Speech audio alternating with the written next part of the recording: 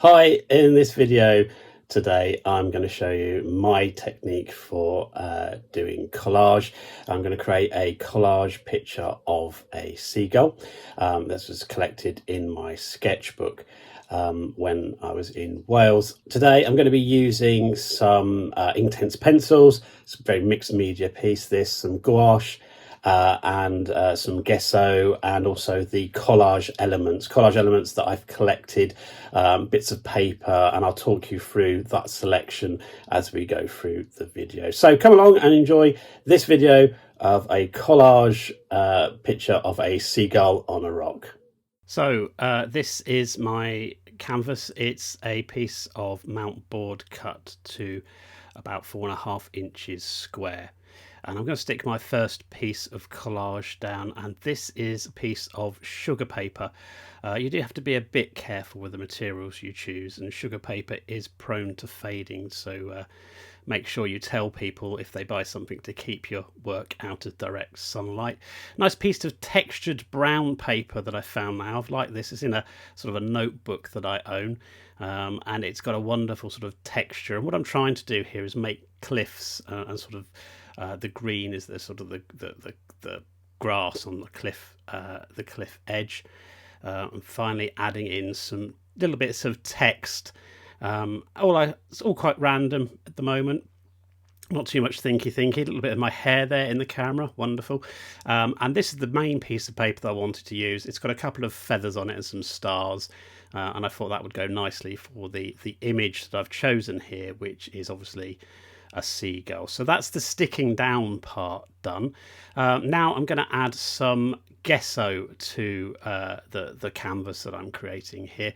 I've put one great big huge dollop in the middle, and I'm using a sort of an inch wide brush. And what I'm trying to do is to get rid of big edges, really. And also at the same time I am going to cover most of the canvas with this gesso to give my inkwork something to grip to when I come to the painting stage later on. And it's quite indiscriminate here, and you may sort of wonder why bother with a collage at all, but it does add an extra layer of texture to your work. Using a big 3-inch brush now, just to very carefully dust out the edges and sort of make that gesso all over the work, and this will help to make your paint stick. This is a palette I've created of some colours, some Inktense pencil colours. I've just scribbled the Inktense onto a piece of paper. It makes it easier to pick up than trying to get it off the end of a pencil. And what I'm doing now is bringing in the sky, again, just generally over the, not much thought, I'm afraid, just generally putting the sky negatively around the sort of penciled image of the seagull, bringing it down. This is quite a light blue colour, and you'll see I've got a dark blue colour there, which I'll add now just to the top right hand corner, and just bringing it down with a wet wash of water just behind the head of the seagull, because the head of the seagull is going to be white, and so this sort of just adds to the counter change in the work.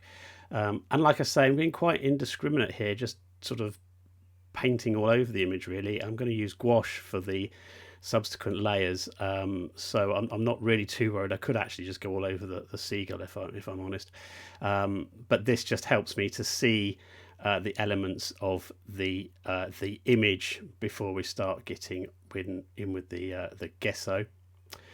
And I'm using some blue gouache now to make that corner again slightly heavier where the white of the seagull's head is going to be, also covering over some of the text so you can't read it. It's just sort of there in the background.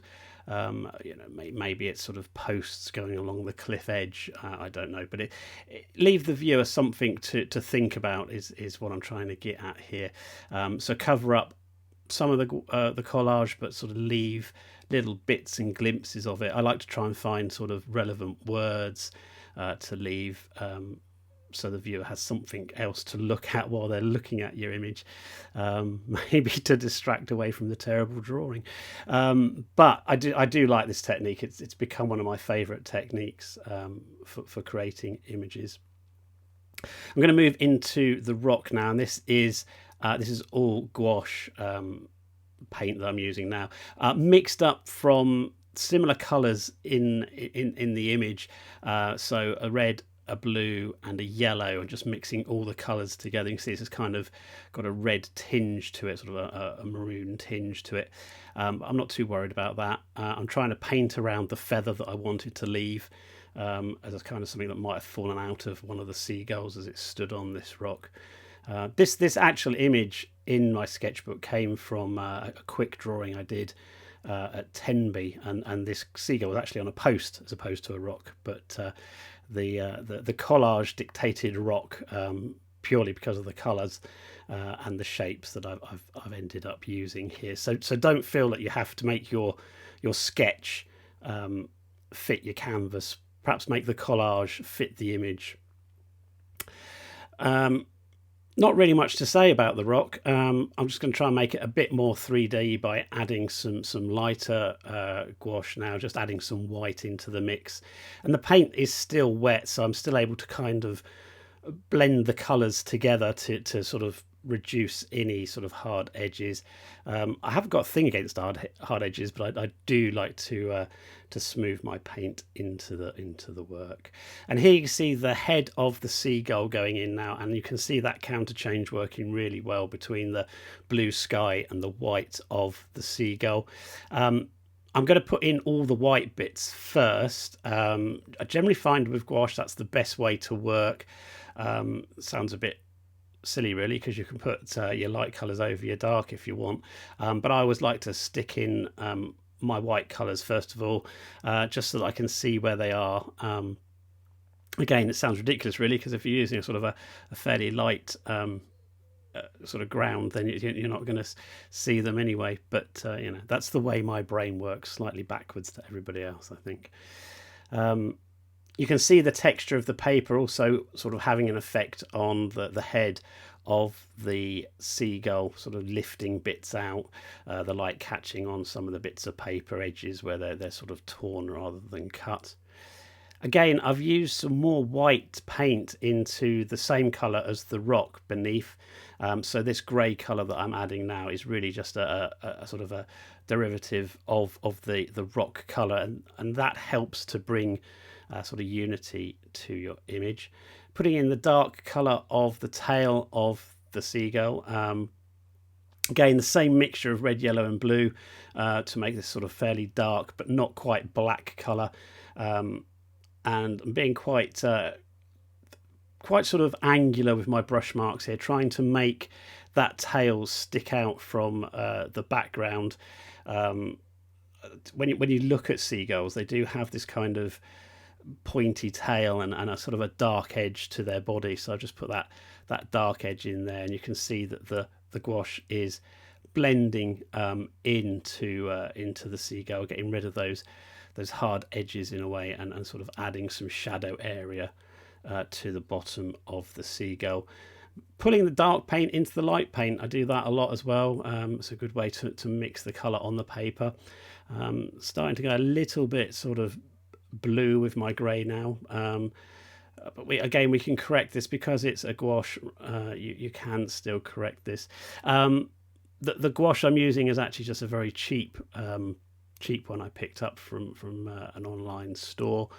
I have started to use the Liquitex acrylic gouache, and I'll probably do a video about that and sort of explain the differences. But one of the main differences is that the Liquitex gouache is kind of permanent once it's dry, whereas the paint I'm using in this image isn't.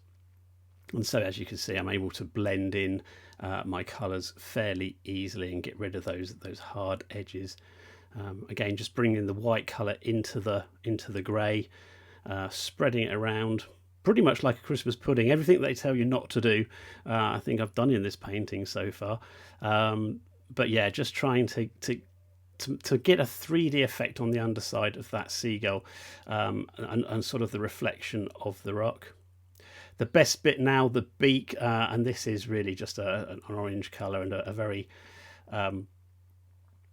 small brush. It's a number 6 round, and this enables you to put some fine detail into your image. And this is the beak. Seagulls have wonderfully sort of shaped beaks if you sort of stop to look at them, and that's what I'm trying to put in here. Again, the orangey colour complements the blue of the sky, and the whole image starts to work together when you can sort of put your colours together like this. Finally, and perhaps you might think unusually, I'm going to draw back into the image now, picking out the legs. 2 little lines with a white line in between, just helps to give the leg a little bit of form.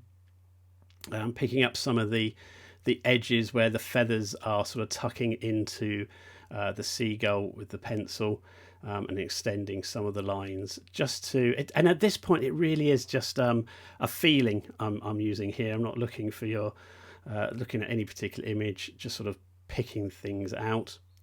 And this is my final step now. It's a wet brush with a little bit of grey paint on it, and again using the gouache to its full advantage by mixing and re-energizing the paint to give me that gradient that I was looking for on the underside of the bird. So there you have it, really. That's a seagull in Collage, gouache and Inktense pencils. Any questions, leave in the comments below. Thanks for watching.